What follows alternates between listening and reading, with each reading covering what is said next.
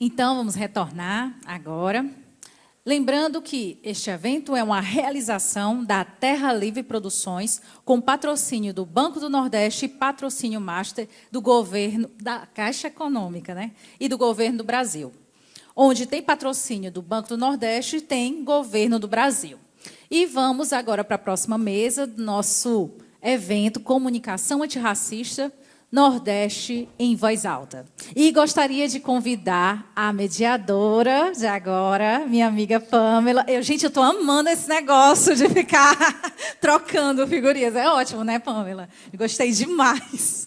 Chiquérrimas, né? Eu achei. Bem melhor que o negócio de Faustão, Luciano Huck, Não é, né? Eu achei, gostei uma muito dupla mais. bem mais Duas mulheres interessante, negras, eu acho. Com certeza. Uma salva de palmas para Pamela Carvalho.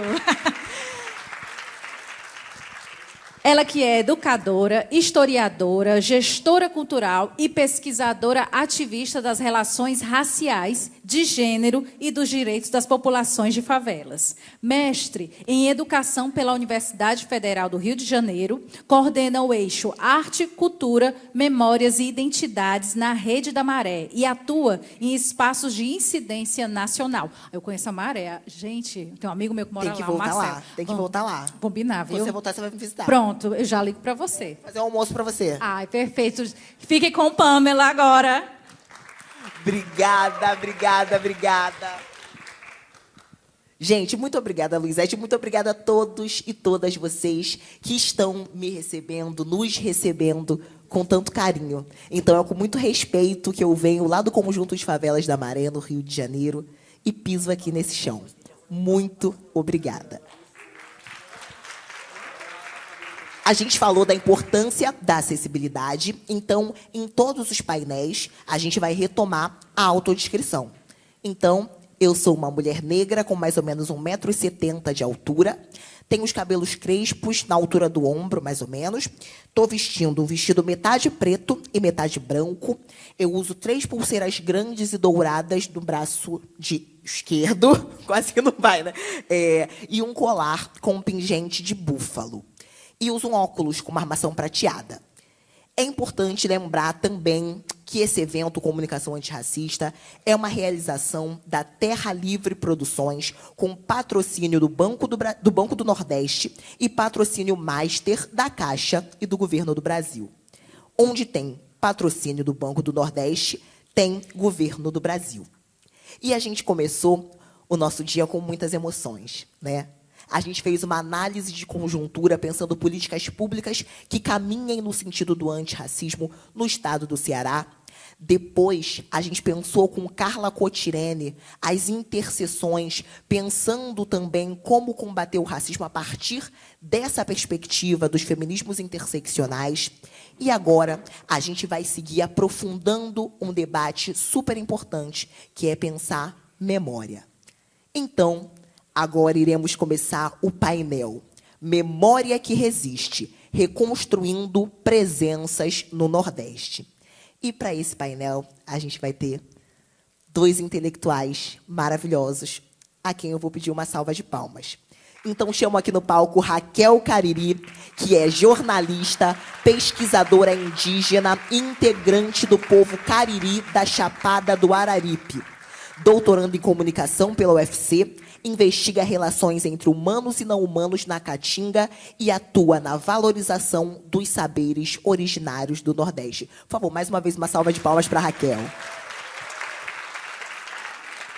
E gostaria de convidar também ao nosso palco o Bruno de Castro. Bruno é jornalista, escritor e pesquisador, doutorando em comunicação pela UFC e mestre em antropologia pela UFC Unilab.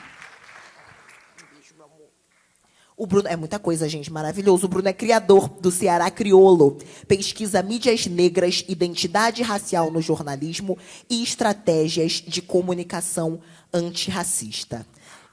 Por favor. Não é por nada não, né, gente? Mas que bonde, né? Caraca. Gente, a gente preparou uma dinâmica, né? E aí vamos ver se vai dar tudo certo, porque nós estamos com um desafio de, no nosso painel, ser o primeiro onde a gente vai ter abertura para intervenções do público, porque a gente entende também que a circularidade, né, e a polifonia, a possibilidade da gente ter várias vozes construindo esse debate é importante. Então, já peço para vocês irem pensando, formulando ideias, perguntas, porque eu acho que a gente vai ter uma conversa maravilhosa aqui. E, para começar essa nossa conversa, eu queria ouvir um pouco de vocês, né? Carla Cotirene estava aqui e chacoalhou as nossas cabeças, né? E aí, pensando também essa correlação com algumas coisas que Carla traz e com as pesquisas de vocês, queria ouvir de cada um de vocês como vocês leem a memória como campo de disputa política. Vocês entendem que disputar memória é também disputar política? O que vocês acham que se perde quando o Nordeste é narrado sem reconhecer tempo, raça, território, ancestralidade, classe e gênero? Tem muito a ver com o que a gente estava conversando quando a gente estava sentada ali, né? Quais são as consequências, né, da gente viver num país que, por muito tempo, falou pelo Nordeste, e muito a partir de uma narrativa enviesada, sudestina e embranquecida. Então, queria ouvir um pouco de vocês, se vocês entendem que a memória pode ser um campo de disputa política, e como vocês leem, e quais vocês acham que são as consequências e formas da gente quebrar isso também, de ter sido criada historicamente uma narrativa sobre o Nordeste muito embranquecida, muito sudestina e, de alguma forma, também muito racista e desterritorializada. Podemos começar com Raquel?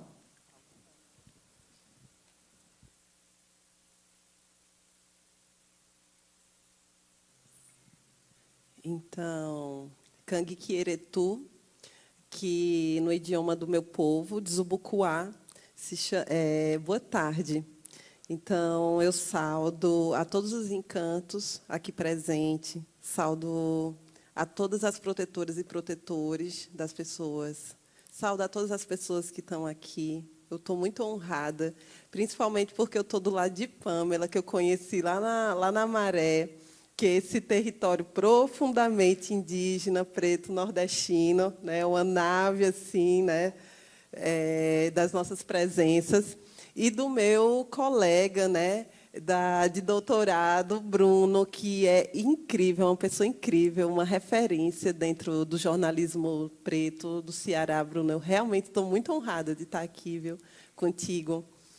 E então, eu sou do povo Cariri, da Chapada do Araripe. Eu sou do Crato. Eu sou de uma comunidade que fica ao sopé da Chapada do Araripe, que se chama Campo Alegre. É uma comunidade ancestral, assim como dezenas, centenas de outras comunidades ancestrais da Chapada do Araripe, né? Que está aqui a uns 500 quilômetros, Pamela, né? Então, é muito interessante porque, para o projeto colonial, eu sou um fantasma, assim, uma assombração, porque eu aprendi na escola de que eu e todo o meu povo não existíamos mais. Foi o que eu aprendi na escola, lá no Crato. Assim, do tipo, o que é que aconteceu com o povo cariri? Ah, era um pessoal que estava aqui, que existia aqui e que foi morto, né? Foi genocidado. Então, essa foi a narrativa que eu, né, e que, em geral, nós aprendemos na escola, né? Isso está mudando muito, principalmente no Cariri cearense, porque nós estamos em retomadas, né? Nós temos muitas retomadas no Cariri, e essa narrativa ela está sendo contracolonizada por nós. Entretanto, por que essa narrativa faz todo sentido, né? Por que eu aprendi assim? Porque aqui no estado do Ceará, em 1863, o então presidente, né, da capitania do Ceará decretou a extinção dos indígenas do estado do Ceará. Ele escreveu um decreto dizendo: não tem mais indígena aqui. Pronto. Acabou. Que é esse pessoal? Não tem mais. Onde é que está? Não tem. Tem indígena. Então, tem um decreto de 1863, né, promulgando a extinção dos indígenas, dos povos indígenas do Ceará. Tenho um parente aqui, Genipapo Canidé, né, o Rudá, ele deve saber muito bem disso. E aí, sabe o que é interessante? Que apenas 30 anos depois, também aqui no Ceará, nós tivemos uma outra lei, que foi a Lei das Terras Devolutas, que dizia assim: ai, mas que coisa, né? Então, assim, todas essas terras não pertencem a ninguém.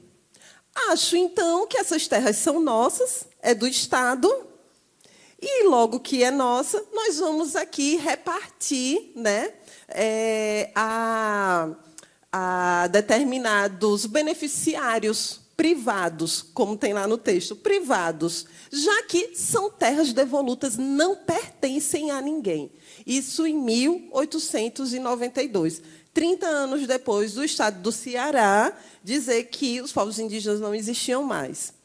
E aí, em 1917, lá na Chapada do Araripe, né, se tratando do estado da Chapada do Araripe, o governo do Estado do Ceará faz a mesma coisa. Ela diz: não existem indígenas na Chapada do Araripe, todas essas terras são devolutas e, portanto, pertencem ao Estado. E, portanto, cabe ao Estado repartir essas terras como bem aprouver.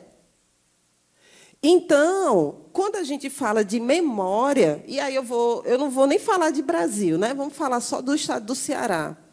Quando a gente fala sobre memória, e quando a gente traz os povos indígenas para falar de memória, a primeira coisa que a gente tem que entender é que o Estado brasileiro é ladrão de terra. Então, retomar a memória dos povos indígenas no Estado do Ceará é relembrar de que nós fomos desalojados dos nossos territórios, a nossa identidade foi negada e as nossas terras foram roubadas. Memória no Ceará significa: essas terras foram roubadas, essas terras são nossas, quer dizer, nossas no sentido de que nós pertencemos a ela, né? A primeira coisa, então, retomar, né, como está acontecendo lá no Cariri cearense, retomar nada mais é do que relembrar que as nossas presenças sempre estiveram nesse território que a colonização vai chamar de Ceará, e que, pelo menos, meu povo está ali na Chapada do Araripe há pelo menos 10.000 anos. Tem registros do povo cariri na Chapada do Araripe há pelo menos 10.000 anos. 10.000 anos não são 10 dias, não são 10 meses. Então, esse território é um território profundamente indígena, profundamente confluente com os povos afrodiaspóricos que chegaram aqui, né? E, inclusive, por causa disso, nós vamos sofrer um racismo tremendo devido a essa confluência, a esse território ser profundamente indígena e profundamente confluente. Então, o Estado do Ceará sempre fez, né, a colonização aqui no Estado do Ceará, ela é tão perversa que recentemente saiu uma pesquisa, né, dizendo que a maioria genética das pessoas do Ceará eram vikings, né? Era exatamente isso, eram vikings. E aí, para passar para Bruno, né, é interessante a gente, né, quando a gente fala, pelo menos nós, povos indígenas, quando a gente fala de memória, a gente sempre fala de território, Pamela, porque a memória não pertence só a nós, chamados seres humanos. A memória também pertence aos encantados, aos encantos. A memória também pertence a esses outros seres que a gente vai chamar de árvores, que Elisa Pancararu vai chamar de irmãs árvores, que a gente vai chamar de floresta, né, que a gente vai chamar de animais. Todos esses seres, eles também têm memória. Todos esses seres também entram em diálogo conosco. Eles também nos contam e nos narram. Então, eu acho também que é importante a gente fazer esse deslocamento, né? Nós que estamos na academia, nós que estamos em determinados espaços, entender, memória não pertence só aos seres humanos. Não pertence só. É um insulto, inclusive, dizer que a memória pertence só aos seres humanos. Porque essa chamada memória, ela é uma memória traumática e, muitas vezes, é uma grande farsa. Né? Então, acho que é interessante a gente estar falando aqui da capital, uma capital que sempre esteve de costas, né, para esse chamado interior, né, sempre esteve de costas para os povos indígenas. Então, falar de memória nessa situação é a gente também dizer que a gente está nesse lugar profundamente colonial e profundamente surdo, né, para as nossas demandas.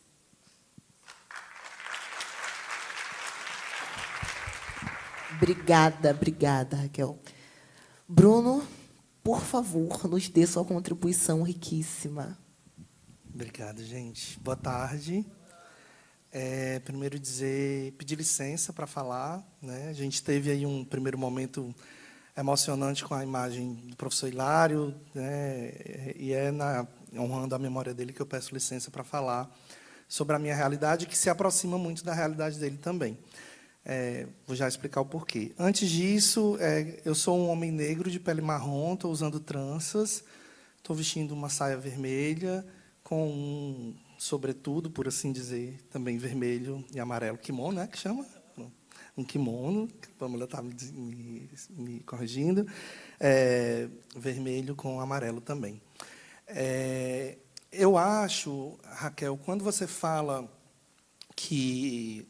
Quando a gente fala de memória, essa questão essa perspectiva da farsa, eu fico muito sensibilizado a gente pensar que, sim, a memória é uma disputa política, respondendo objetivamente à tua pergunta, mas ela também tem essa perspectiva da farsa que a Raquel traz com muita propriedade, porque a gente tem que pensar quem é que constrói memória nesse tempo que a gente vive, né? Quem é que tem esse poder? Nego Bispo fala sobre isso, né?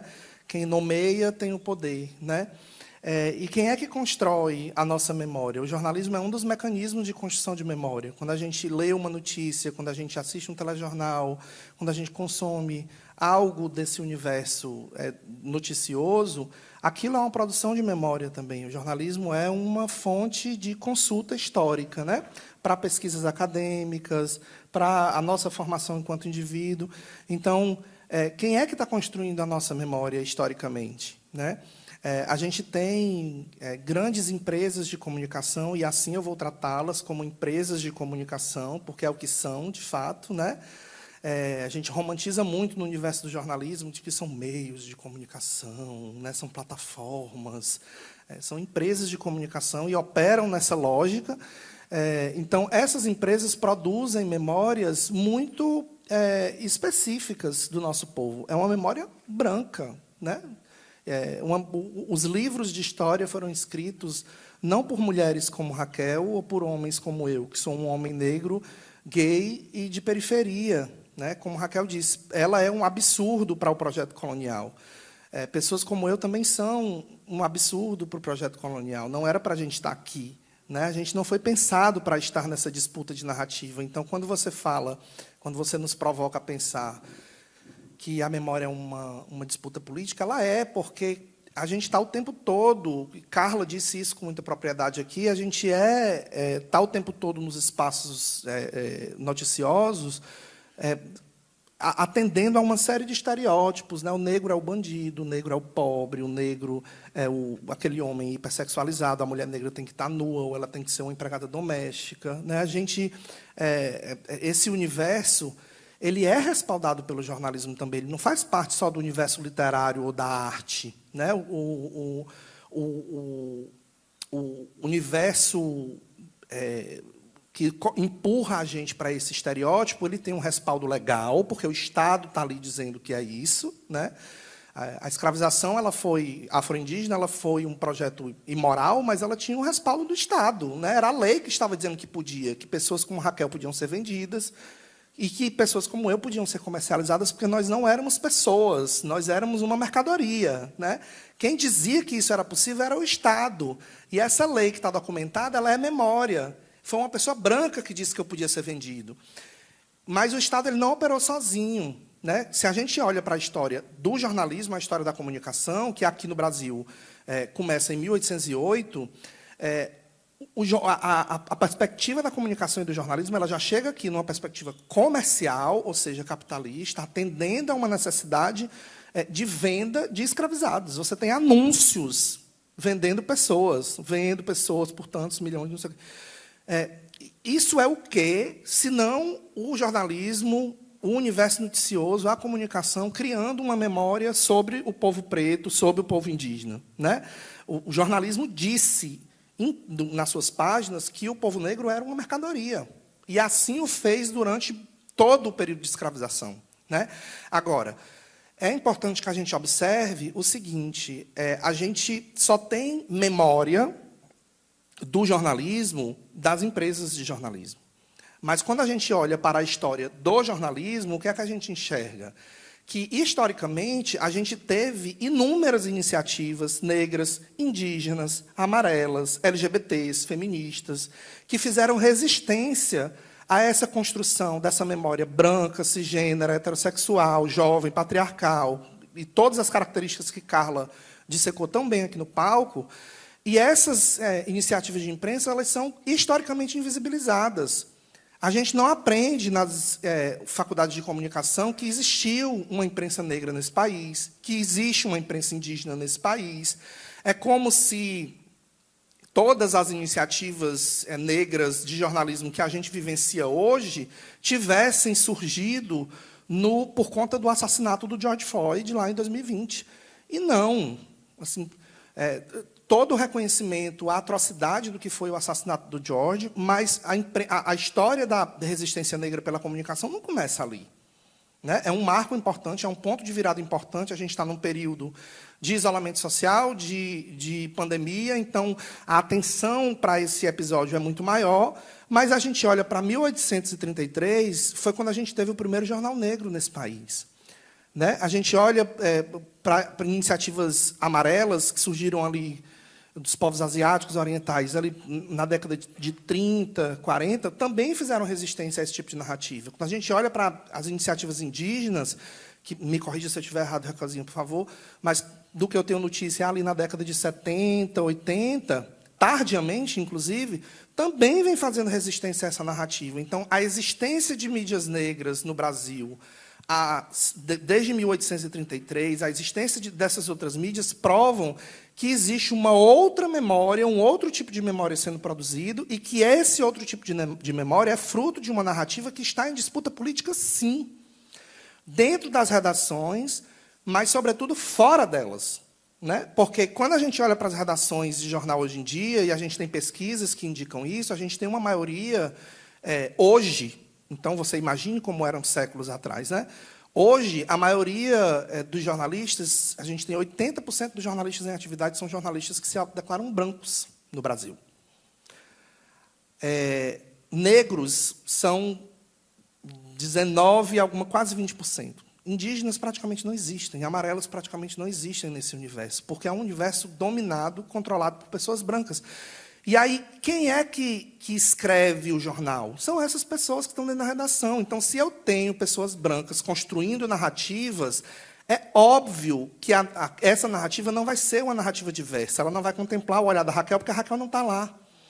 Não vai contemplar o meu olhar, porque o meu olhar não está lá, né? E mesmo que seja, Pamela, um jornalista branco, consciente, letrado, ele continua sendo branco. Então, muitos processos não vão atravessar essa pessoa. Ele não vai saber da perspectiva de uma pessoa negra, porque ele não é uma pessoa negra, né? Só quem pode falar pela gente é a gente. A melhor pessoa para falar do povo cariri é o povo cariri, não sou eu, né? Então, o povo cariri tem que falar. O povo preto tem que falar. A gente tem feito essa disputa de narrativa há séculos. Agora, a gente não tem a visibilidade que as empresas de comunicação têm, porque operam numa outra lógica, né? Do financiamento, do lucro, né? E mesmo que nós tenhamos, hoje em dia, alguma representatividade negra dentro das redações, essas pessoas não estão em cargo de poder, elas estão no chão de fábrica. Então, o poder dessas pessoas de mudar essa narrativa, né, de reverter essa narrativa, de construir uma narrativa a favor da população negra, o poder dessas pessoas é muito pequeno, é muito limitado. Porque quem está lá em cima dizendo se vai ser publicado ou se não vai ser publicado, geralmente é um homem branco, né? Então, essa lógica ela precisa ser transformada, está sendo a passos muito lentos, né? Porque nós temos hoje ainda 20% de pessoas negras, mas a gente tem 56% da população brasileira dizendo que é preto ou parda. Então, como que o universo do jornalismo tem 80% de pessoas negras e a população brasileira, em quase 60%, é preto ou parda? O que é que justifica essa assimetria, se não o racismo estrutural operando e empurrando a gente para fora desses lugares de disputa de narrativa política, né? Então, é uma disputa, sim, que precisa ser forçada de dentro para fora. Porque esperar o momento que algum branco salvador vá abrir as portas de uma redação de um grande jornal e dizer Raquel, entre e faça o seu projeto contra-colonial, isso não vai acontecer nunca. Nunca aconteceu. Né? Nós temos 526 anos de Brasil, isso nunca aconteceu, não vai acontecer. Então, a gente tem que forçar de dentro para fora. A Raquel estando dentro da universidade, fazendo a pesquisa que ela faz a partir do olhar dela de uma mulher indígena, eu dentro da universidade pesquisando a relação entre identidade racial dos jornalistas cearenses e o produto que eles publicam. É a partir desse lugar que a gente vai transformar essas narrativas, não tem outra saída. Agora, serei eu e Raquel que vamos colher os frutos disso que a gente está tentando fazer? Certamente não, né? Ainda vão vir outros colegas que vão complementar essa luta. Mas é uma disputa com toda certeza, Pamela.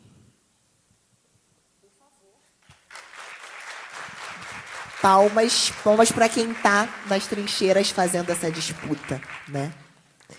E, Raquel, eu queria seguir com você mais um pouquinho, pensando que muitas narrativas sobre o Nordeste tratam, você falou um pouco sobre isso, né, os povos indígenas como passado, como vestígio ou como folclore. A partir da sua experiência, na sua atuação como uma mulher indígena, mas como comunicadora, pesquisadora, como você acha que é possível, e como você tem feito isso, porque você tem feito, como você acha que é possível afirmar a presença indígena como pensamento vivo, contemporâneo e produtor, inclusive, de futuros muito mais possíveis do que o que a branquitude hegemônica tem construído?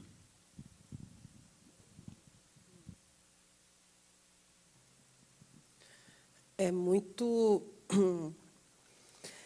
É porque o coma colonial é profundo. Você precisa estar num coma colonial profundo para você não ver o óbvio de que a presença indígena nunca desapareceu ou nunca se descontinuou, né? Então, você precisa desse coma. E aí, o projeto colonial, ele foi, em alguma parte, né? Em alguma parte, ele foi muito exitoso para fazer isso. Eu digo em alguma parte, porque a gente tem essa narrativa, né, de que os povos indígenas de Pindorama, né, eles foram vencidos. Nós fomos vencidos. Em geral, é essa narrativa que a gente acredita. Os povos indígenas foram conquistados, os territórios foram conquistados. Foram domesticados, né? Foram domesticados, foram catequizados, dizimados, né? Como eu contei. Eu aprendi na escola que eu sou uma assombração, né? Eu não existo. Então, tudo isso, em alguma parte, o projeto colonial foi exitoso. Entretanto, a gente tem que trazer isso assim, em uma parte. Porque, se o projeto colonial tivesse, de fato, sido exitoso, eu não estaria aqui. No Cariri, hoje, não existiria todas as retomadas que hoje existem, né? Que hoje, no Crato, em Poço Dantas, Chico Gomes, no Juazeiro do Norte, né? Na Serra do Catolé, em Lavras da Mangabeira, no sítio Marrecas, e os Sucariri em Brejo Santo. Então, no Cariri, exatamente agora, nesse momento, nós estamos em 5 retomadas. 5. Então, é importante lembrar isso. Porque o que acontece? Esse lugar, que a gente vai chamar de Nordeste, ele é um território de primeiro contato. Isso tem que ficar muito negritado, porque a gente passa, pessoal, muito rápido por esse tema da colonização. Os invasores, que antes eram descobridores, né? Muito pomposos, elas e eles. Os invasores chegaram aqui, e aí e corta para a escravização dos povos indígenas, né, trazido pelo Atlântico, corta para a República. A gente passa muito rápido. Só que o que acontece é que, principalmente nós, pessoas nordestinas, a gente deveria se demorar mais nesse problema da colonização. Porque nós é que somos esse elo para compreender o que é que significa a colonização nesse país. Porque, novamente, voltando, nós somos o território de primeiro contato. Isso quer dizer que os invasores chegaram aqui primeiro. Aonde? Nas terras do povo Pataxó, nas terras do povo Tupinambá, que hoje vai ser chamado de Bahia. Então, é ali que eles chegam. Então, isso acontece, e a colonização só vai chegar em outras partes desse país séculos depois. Isso quer dizer que a gente está levando bala, chumbo, chicotada, e a gente está nessa política, nessas estratégias, né, contra-coloniais, indígenas, queira o nome que for, mas nós estamos na resistência ao projeto colonial de verdade há 526 anos. Há 526 anos, os povos indígenas do Nordeste estão em resistência. Não é conversa fiada. Então, por isso que nós deveríamos, de fato, nos demorarmos mais. E entendermos que fomos os nossos corpos que receberam primeiro as balas. Se a colonização foi chegar muito tempo depois em outros territórios, é porque os nossos corpos apararam essas balas. Nossos corpos é que foram invisibilizados, nossos conhecimentos é que foram apagados. Em parte, tudo em parte, pessoal. É tudo em parte. Quando a gente fala sobre povos indígenas nesse país, é em parte. Em parte, de fato, nós tivemos uma perca, sim, real, de corpos, né, de rituais, né? Em parte. Em outro, não. Nós somos extremamente sagazes, Pamela, porque aí o que a gente foi fazendo? A gente foi dando uma de João sem braço, que é assim, tá, então você quer dizer que essa festa aqui, né? Quem já foi em Barbalha, que sabe bem do que eu estou falando, né? Barbalha é uma cidade próxima à minha. Então você quer dizer que essa festa aqui, que a gente entra na mata, escolhe a árvore, né? Escolhe o pau, cepa o pau, deixa ele lá por dias, né? Nós fazemos os nossos rituais, né? Fazemos as nossas beberagens, né? Depois nós pegamos esse pau, levamos até a cidade, né? Todas as pessoas que estão lá ficam esperando a chegada do pau na cidade. Quer dizer que você quer chamar isso aqui de festa de Santo Antônio. Tá bom, tu chama de festa de Santo Antônio. No final das contas, a gente está fazendo uma festa indígena, até hoje, em 2026, que todo mundo vai chamar, é a festa do pau de Santo Antônio. Mas, no final das contas, se você vai no Cariri, Santo Antônio fica em segundo, terceiro, quarto, sabe? Porque, no final das contas, as pessoas estão loucas, completamente embriagadas, esperando um pau, uma árvore, entrar na cidade carregada. Essa árvore vai carregada, quilos e quilos e quilos, em cima do ombro de carregadores, ombro de pessoas com extrema reverência por aquela árvore. Quando essa árvore é colocada, né, de tempos em tempos, eles colocam esse tronco, né, no chão. As mulheres sentam nesse tronco, elas sentam no tronco e ficam lá se roçando no tronco. Os homens pegam, suspendem essas mulheres pelos braços e pelas pernas e passam nesse pau. Isso é uma festa católica. Estou dizendo isso aqui para você, viu? Católica, né? Católica, é católica. E aí, tudo isso, no final das contas, é em reverência à mata, pessoal. A mata. Isso é em reverência à mata. Todas aquelas pessoas estão reverenciando a mata. Aí, assim, o que é que os parentes fizeram? Você quer chamar isso de festa de Santo Antônio? Chame. A gente vai continuar fazendo a mesma coisa. E estamos fazendo a mesma coisa.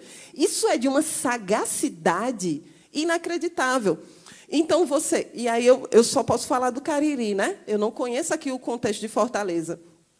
Então, se você vai no Cariri, nós já temos, por exemplo, um primeiro dado, que é o nome do lugar. Poderia ser São João de não sei o quê, Nossa Senhora de Lavai Pedras. Mas não, pessoal. A resistência foi tão tremenda que as minhas ancestrais, os meus ancestrais, porque o povo cariri é matriarcal, né? As mulheres iam guerrear, as mulheres faziam parte, né, dos fóruns das discussões de guerra. Então, esse povo foi tão aguerrido que conseguiu manter o nome de uma região de 500 mil de habitantes, de Cariri. Não é São João de não sei o quê, não é Nossa Senhora de não sei o quê, é Cariri. É o nome do povo que habita aquele território há pelo menos 10 mil anos. Se isso não for resistência à colonização, eu não sei mais o que é. Não sei mais.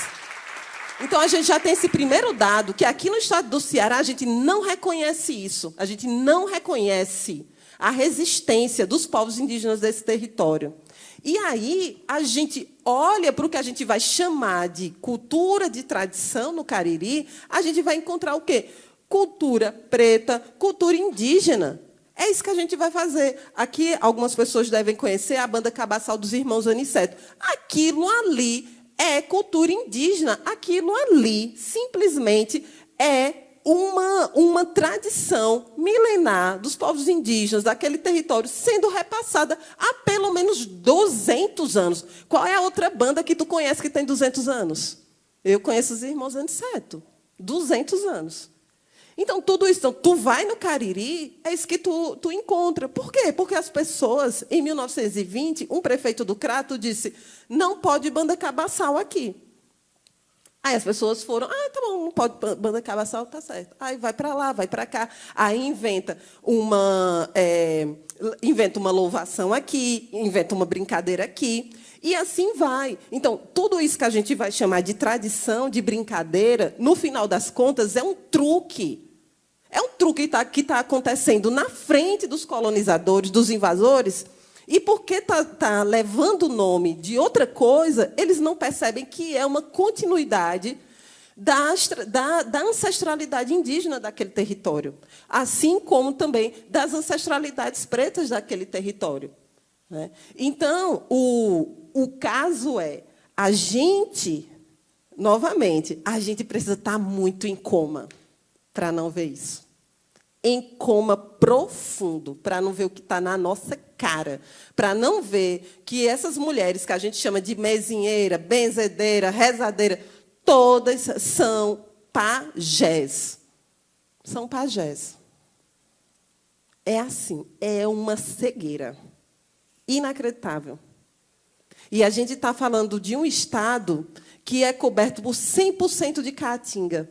Pessoal, caatinga, a única floresta originária, ela é uma originária desse território. Não existe mais em outro lugar do planeta.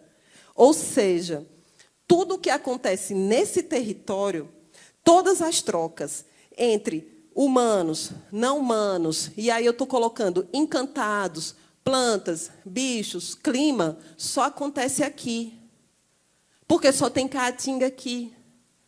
Porque o nosso conhecimento da caatinga é disso, é milenar.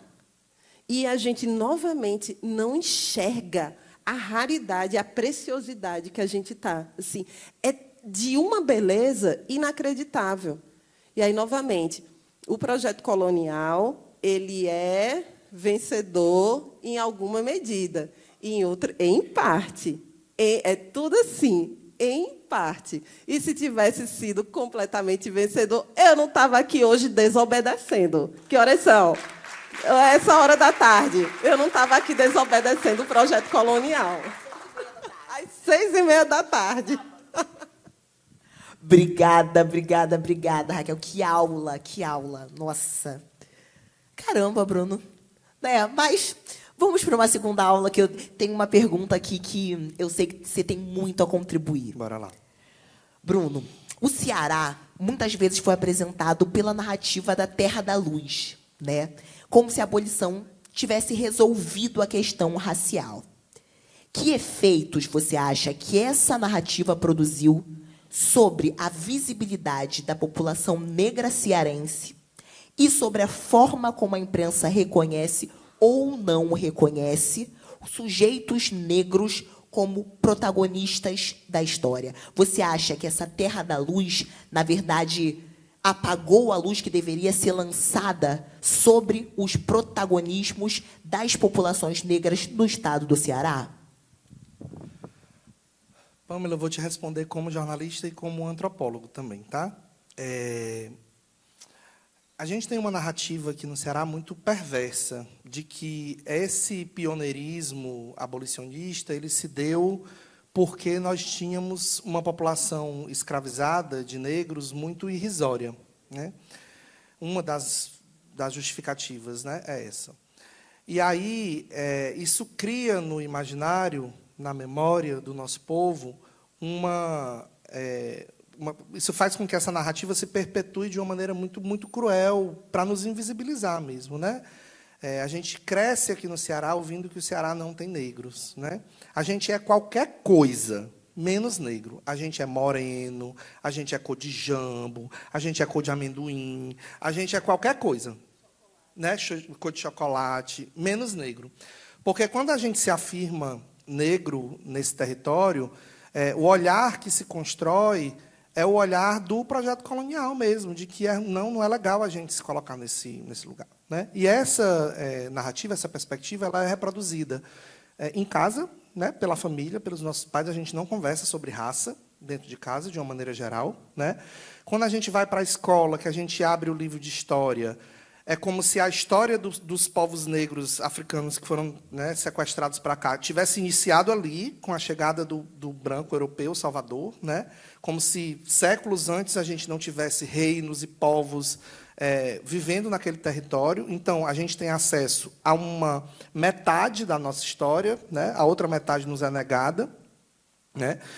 Tentam empurrar a narrativa de que nós somos descendentes de escravizados, como se puxando essa figura do escravizado para esse lugar ruim, e nos negam a outra parte da história de que nós somos descendentes de grandes reinos, né? De grandes reis e rainhas do território africano, porque é isso que nós somos, de fato.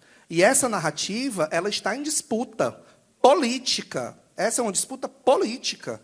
Porque quando eu digo que eu não estou nesse lugar de escravizado, eu estou dizendo que eu não aceito um lugar de subalternização, que o meu lugar é o lugar dentro da academia, produzindo conhecimento junto com a Raquel, que eu não quero mais ser somente objeto de estudo da galera que chega lá dentro de um quilombo, por exemplo, olhando para as populações quilombolas ou para as populações indígenas como se elas fossem extraterrestres, né? Como se não fizessem parte da formação do Brasil, como se o Brasil não fosse um país sedimentado a partir do sangue afro-indígena.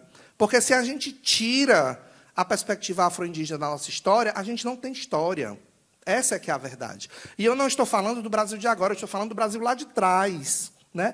Quando Raquel diz que os povos indígenas fazem resistência desde há 526 anos, essa é uma realidade que eu ainda ouso, Raquel, puxar para a formação da nossa história, do que a gente conhece, né, como esse Brasil de hoje, começou lá atrás também, né? Assim, quando o primeiro negro foi lá sequestrado em África e foi trazido para cá, a gente também estava contando a história do nosso país ali.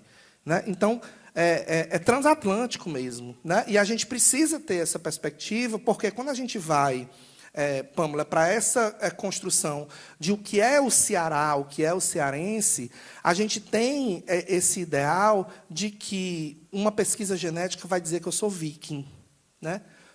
Olhe para mim, minha gente, eu tenho cara de viking?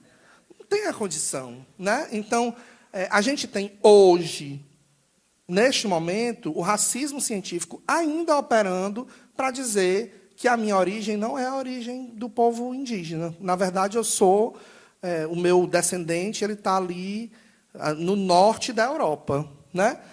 O meu descendente não vem, como o professor Hilário documentou em várias pesquisas, meus descendentes não vêm do território que a gente conhece hoje como Congo e Angola, né?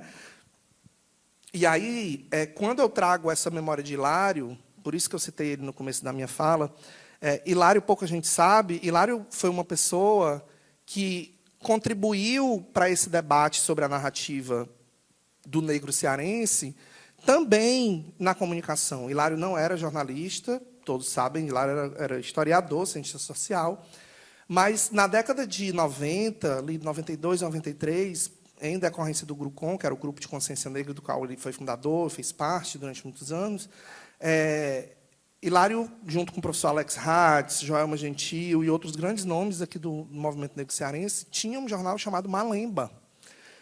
Essa história não foi contada para mim na minha faculdade de comunicação. Ela não é contada nos bancos de faculdade de jornalismo daqui do Ceará. Por que essa história me é negada? Por que eu não sei que o Ceará teve mídias negras que atuaram há pouco tempo, que tem mídias negras atuando neste momento, porque eu faço parte de uma delas, então eu existo, né? E tem mídias negras atuando do ponto de vista histórico. Isso não nos é contado. E aí, Pâmela, quando eu não tenho veículos me apresentando essa narrativa de que a minha origem é africana, que a minha origem é indígena, que a minha origem eu pertenço a um pedaço de chão, eu não sou uma ideia, uma coisa subjetiva, eu vou acreditar que eu venho de qualquer canto, né? Então, eu preciso ter essas iniciativas reconhecidas, né, dentro da historiografia da comunicação, porque elas produzem a memória do nosso povo, e, quando elas são invisibilizadas, a gente tem o debate que a gente tem hoje a respeito de identidade, que é uma confusão. As pessoas olham uma para a cara das outras e dizem assim, eu sou o quê? Né? O que é que define a minha raça? É só a cor da minha pele? É o meu cabelo? É o meu nariz? É tudo isso? Não é nada? Eu posso me afirmar o quê? Né? Então, essa confusão que a gente tem no debate sobre o que eu sou, na perspectiva cearense, ela se torna mais cruel ainda, porque ela ganha uma reverberação dentro do Estado, né? Imagine, nós vivemos num Estado onde a sede do governo do Estado se chama Palácio da Abolição, né? Quase todo o primeiro escalão do governo do Estado é branco. O governador é branco. Nós temos a principal medalha, o principal prêmio entregue do governo do Ceará se chama a Medalha da Abolição. Praticamente todas as pessoas que foram agraciadas são pessoas brancas, né? Salvo engano, acho que só Preto Zezé foi a única pessoa preta que recebeu essa medalha durante todo esse tempo. Acho que a medalha é de 1960, se eu não me engano. Então, assim, isso diz muito, né? Que narrativa a gente está vendendo, a gente está perpetuando pelo poder público, pela escola, pela família, em casa, nas nossas relações, né?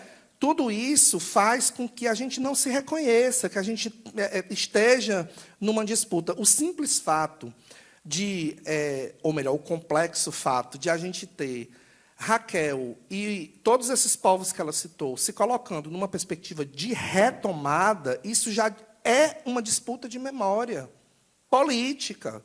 Porque por que é que precisa ter um movimento de retomada? Aconteceu alguma coisa. Se ela está retomando, é porque tiraram alguma coisa dela, né? Ela foi arrancada de um território. Os povos indígenas foram arrancados desse território. E o jornalismo contribuiu para isso. Historicamente, o jornalismo é um mecanismo de opressão de povos indígenas, na verdade, de todos os povos que divergem do padrão, né? LGBTs, a gente tem hoje Erika Hilton liderando um movimento importantíssimo, né? Mas o que foi que o jornalismo fez com corpos travestis e negros, como que é o corpo de Erika Hilton, historicamente? Empurrou para a marginalidade, empurrou para a prostituição, empurrou para a pobreza, e esses povos estão retomando um lugar que é deles agora.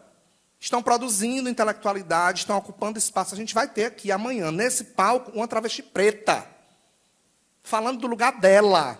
Não sou eu que estou falando por ela. Ela vai chegar aqui, vai sentar nessa cadeira e vai dar a perspectiva dela de mundo.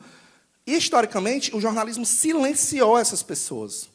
Assim como silenciou povos indígenas, assim como silenciou e precarizou e estereotipou povos negros, né? A gente foi empurrado para um lugar muito difícil de você mudar, né? Assim, a imagem. Quando a gente anda na rua e a gente se depara com uma pessoa preta, a primeira imagem que vem na cabeça de uma pessoa branca é que ela vai ser roubada, né? A gente está vivendo isso hoje. Eu não estou falando da década de 70. Isso ainda está no imaginário hoje. Então, por que essa identidade negra ela ainda é tão rejeitada? Ela é tão maquiada, né? Por que eu não posso me afirmar como um homem preto? Eu preciso dizer que eu sou moreno. Eu preciso dizer que eu sou cor de jambo. Porque se afirmar negro carrega consigo um peso histórico que, para a composição da nossa história aqui do Ceará, que é uma história de invisibilização desse povo, de apagamento, de atribuir o processo abolicionista daqui, por exemplo, somente a uma elite branca, como se pessoas negras não tivessem morrido aqui, lutado para que isso pudesse acontecer. Então, a gente vem de um processo histórico de apagamento muito grande, do qual o jornalismo fez parte. O jornalismo não é, Pamela, essa nuvem que fica aqui em cima, olhando as pessoas de baixo com uma lupa, como se não fizesse parte desse processo. O jornalista que está escrevendo a notícia que vai ser publicada amanhã, ele é um trabalhador, ele vai sair da redação, ele vai bater o ponto, e ele vai para a mesa de bar tomar uma cerveja, assim como eu vou, como Raquel vai. Vamos, amiga? Então, é um trabalhador, é uma pessoa que vive os fluxos da sociedade do mesmo jeito que eu. Ele vai pegar um ônibus, ele vai sofrer um ataque racista lá na frente, ou ele mesmo vai proferir um ataque racista contra alguém. Então, o jornalista não é esse ser iluminado que senta na frente de um computador para escrever uma matéria isenta e distante de tudo. Ele é uma pessoa. E pessoas têm raça, inclusive pessoas brancas, ou principalmente pessoas brancas, né? A gente tem também essa ideia de empurrar a questão racial. Não só quem tem raça é a Raquel, porque ela é indígena, quem tem raça é o Bruno e a Pâmela, porque são negros, mas pessoas brancas não têm. Pessoas brancas falam de um lugar de privilégio, falam do lugar de que são pessoas brancas e produzem a partir desse lugar. Vão produzir suas teses, suas dissertações dentro da academia, que é um lugar extremamente branco e violento, assim como as redações de jornal também são lugares brancos e violentos e que produzem uma narrativa racista que alimenta essa perspectiva de que, não, eu não sou... Para que eu vou dizer que eu sou africano se eu posso dizer que eu sou viking? Né? Para quê? Nossa, vou fazer aqui uma piada interna, mas você vai entender. Para a nossa analogia aqui do cearense, o viking se parece somente com um bairro daqui, que a gente brinca muito, que é o José Walter, dizendo que lá que só tem corno. Mas, afora isso, eu não tenho nenhuma similaridade com pessoas do norte da Europa. Eu sou uma bicha preta de periferia, meu amigo, e é isso que eu quero ser. Eu quero viver desse lugar, entendeu? Eu não quero ser branco, eu estou feliz dentro da minha pele. Eu falei que ia ser uma segunda aula, né? Caraca. Gente... como a gente falou no início, a gente agora está se encaminhando para o final, mas a gente queria ouvir vocês um pouco. Então, queria pedir para quem tiver perguntas, contribuições, a gente tentar fazer uma rodada de 3 perguntas ou contribuições breves para Raquel e Bruno responderem e já encaminharem as considerações finais. Pode ser? Temos? É só levantar a mão. Temos. Eu tenho 1000 perguntas, tá, gente? Se ninguém tiver, eu estou só assim, sendo educada para não furar a fila. Temos uma aqui. O microfone? Ali tem um, ali atrás. Ali. Né? Tem microfone aí? Aí embaixo?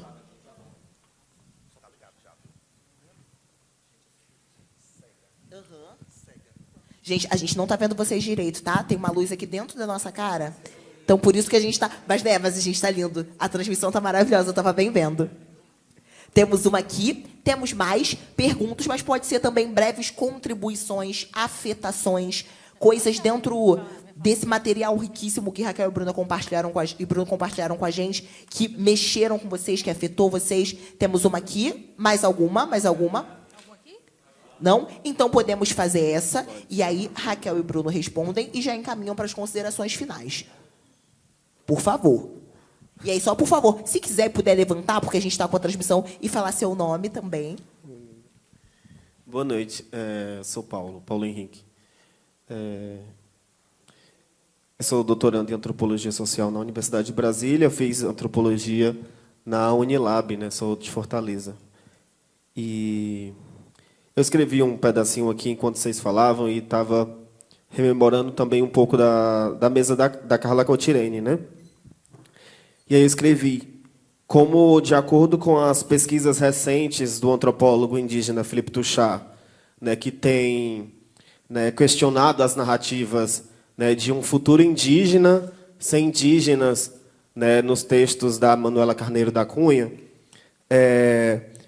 mas também pensando como Du Bois, né, o sociólogo afro-estadunidense, né, que ele questionava a ideia de que a solução dos negros nos Estados Unidos seria a extinção dos negros, né? Também pensando, né, com Abdias Nascimento, por exemplo, que dizia que a política de embranquecimento ela é, na verdade, uma estratégia de genocídio do negro, né? Porque ela mata esse sujeito físico, mas, antes disso, simbólico. Então, essa negritude, a supressão da negritude, seria o embranquecimento. Né? E aí, pensando... O Hilário também fala isso, né, quando ele está falando de Ceará e está falando de tráfico interprovincial. Porque, se a gente não considera o tráfico interprovincial como uma estratégia de circulação africana, né, nesse período aí em que os africanos chegam no Brasil, são escravizados, né, conquistam suas alforrias, né, conquistam sua liberdade. Até a gente chegar aqui, tem um processo que também precisa ser investigado. Né? E o Hilário fez isso em vida, e eu acho que é a sua maior contribuição que precisa ser lembrada. Mas também Ana Flávia, né, que está ali pesquisando a imprensa negra, né, a professora Vera, que está questionando, né, a não presença afro-brasileira nos territórios cearenses, né, em seu artigo sobre redenção, né, e muitos outros, né, muitos outros e muitas outras intelectuais negros e negras. Né, e aí a pergunta, né, o que é de fato essa ideia que a gente construiu de futuro negro que esses intelectuais nos respondem? E que futuros indígenas a gente também pode estar pensando, né? O futuro negro é o contrário da cosmopercepção branca hegemônica? O que eles disseram? Na verdade, está tudo errado? Porque não é em parte. Está tudo errado? Eu acho que é uma pergunta, né? E aí, assim, qual é também o papel dos valores afrocivilizatórios brasileiros que esses intelectuais nos ensinam na construção dessa posição política de uma comunicação política? Né, que defende aí que futuro negro é esse, né, que futuro indígena é esse, né, para além, né, aí a questão também é o para além, né, para além do racismo, para além do apagamento dos povos indígenas. A Raquel já colocou isso, né, os povos indígenas estão aqui, ou seja, a constatação final é de que a colonização foi um projeto falido, porque nós estamos vivos. E somos muitos. Né? Porém, né, qual é a estratégia que a gente tem, de fato, de alcançar o nosso povo? E aí é com a centralidade mesmo do nosso povo, entendendo que comunicação negra é para, sobretudo, atingir as pessoas negras, né, para que essa posição política no mundo ela possa, de fato, ser alterada. Né? Porque, assim, eu acho que essa é a questão central de falar sobre consciência negra, né, e falar sobre consciência indígena no Brasil. Obrigada pela sua pergunta. E aí, vamos para as respostas. Ia pedir para Bruno começar, na sequência, a Raquel, e aí já respondendo e fazendo as considerações finais, tá bom? Então, Paulo, o que é que eu acho? Assim, se a gente estiver falando, a gente precisa pensar primeiro sobre qual comunicação a gente está falando, certo? Porque comunicação não é tudo igual. Se eu estiver falando da comunicação que chega à grande maioria do povo brasileiro, a comunicação feita pelas empresas de comunicação, pela TV Globo, pela SBT, Record, Folha de São Paulo, esses grandes veículos, não existe futuro para a gente, certo? Isso é muito, na minha cabeça, isso é muito pacificado, porque nunca existiu passado para a gente nesses lugares, não existe presente para a gente nesses lugares, então não vai ter futuro também. O futuro das empresas de comunicação é pensado sem a gente mesmo, né? E aí eu faço questão de falar isso porque quando a gente fala de comunicação antirracista, quem faz comunicação antirracista nesse país não são as empresas de comunicação. As empresas de comunicação fazem outra coisa. Quem faz jornalismo antirracista nesse país é o jornalismo negro, indígena, LGBT, feminista, travesti. Não é o jornalismo da Folha de São Paulo, definitivamente. Se a gente fosse guiar pelas publicações do que acontece na Folha, e aí eu trago um dado científico, né? 96%, Paulo, dos colunistas da Folha de São Paulo, do jornal O Globo e... Ai, meu Deus, tem um terceiro. São os 3 maiores jornais do país. Me deu branco agora. São brancas, são pessoas brancas. Então, como que eu posso ter algum futuro dentro da comunicação e do jornalismo se eu tenho 96% dos colunistas dos 3 maiores jornais do Brasil representando a minoria da população? Porque pessoas brancas são minoria hoje no Brasil, né? Então, é uma conta que não bate, bicho. Não tem como eu pensar num futuro, num afrofuturo, num futuro indígena, ou em qualquer coisa dentro do ecossistema da comunicação, se eu continuo com as mesmas pessoas produzindo as mesmas coisas, os mesmos métodos.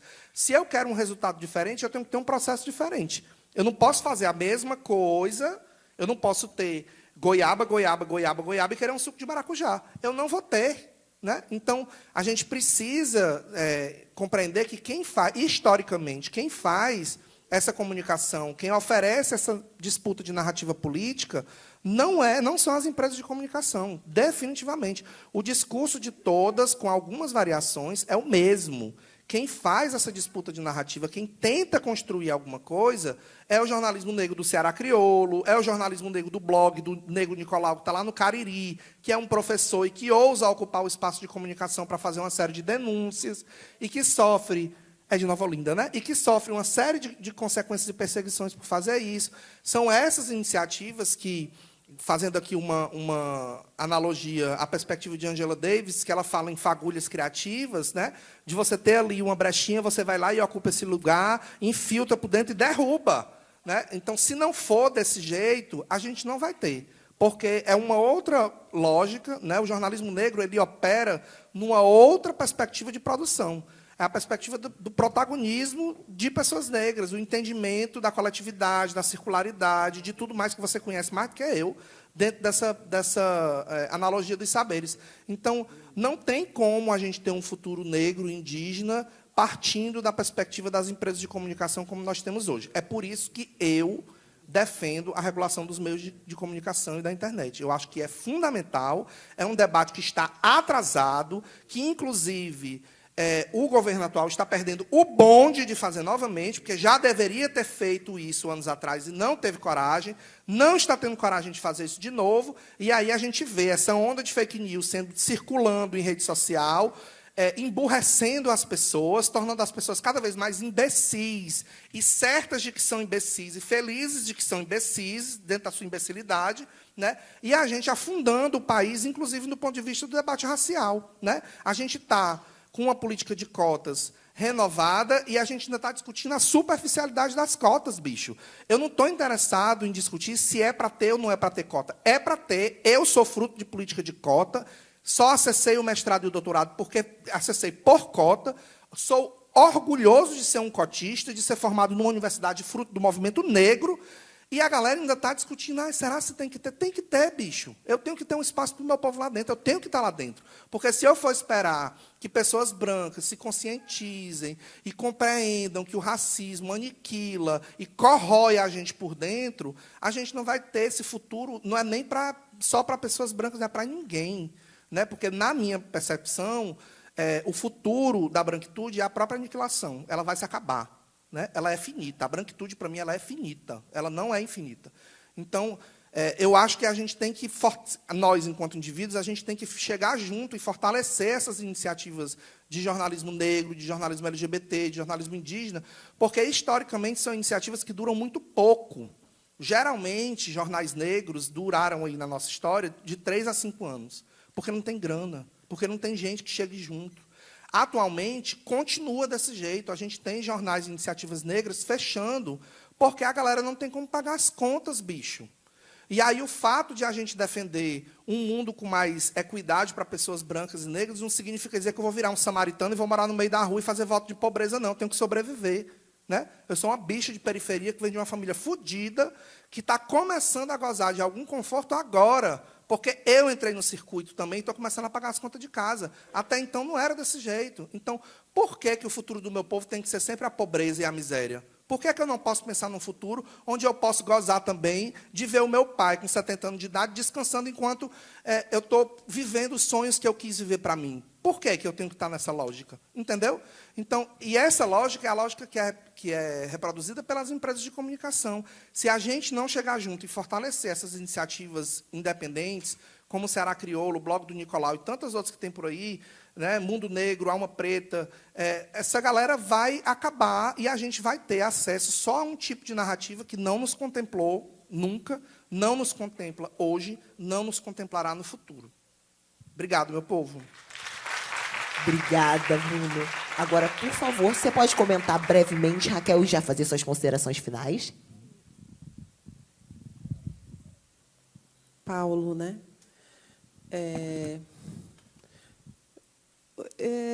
É porque falar de futuro indígena, eu acho muito interessante isso.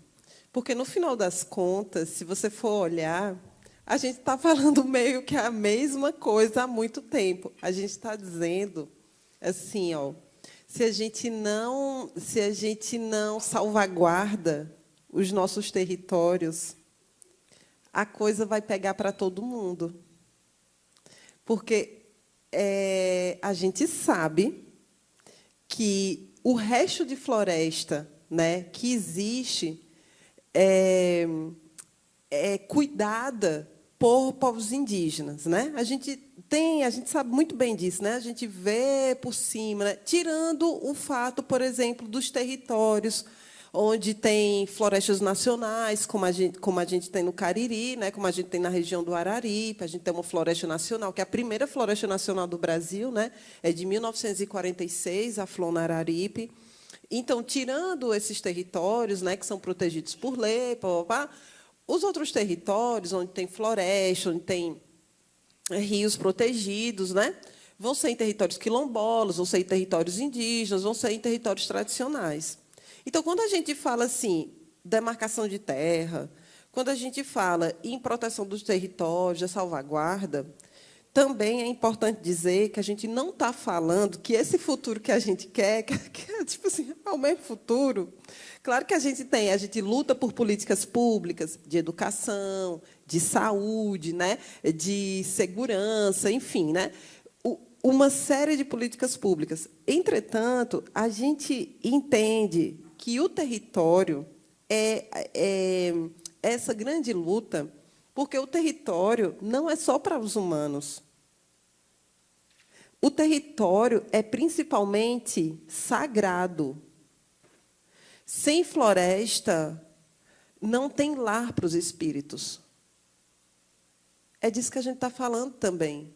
A gente precisa da floresta em pé, porque a gente quer que os espíritos dancem com a gente.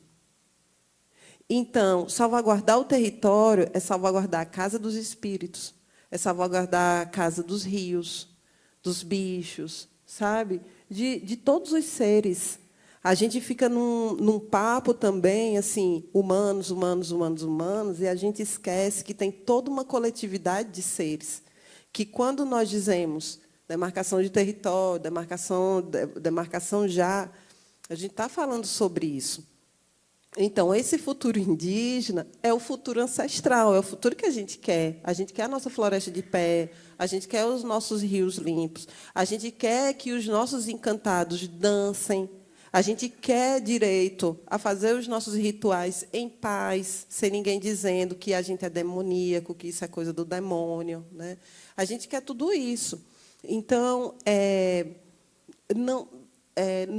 não tem como, é por isso que não tem como a gente dissociar toda essa conversa da terra, do território, porque é lá onde a gente articula todas essas dimensões do viver, né? A Jurema sagrada.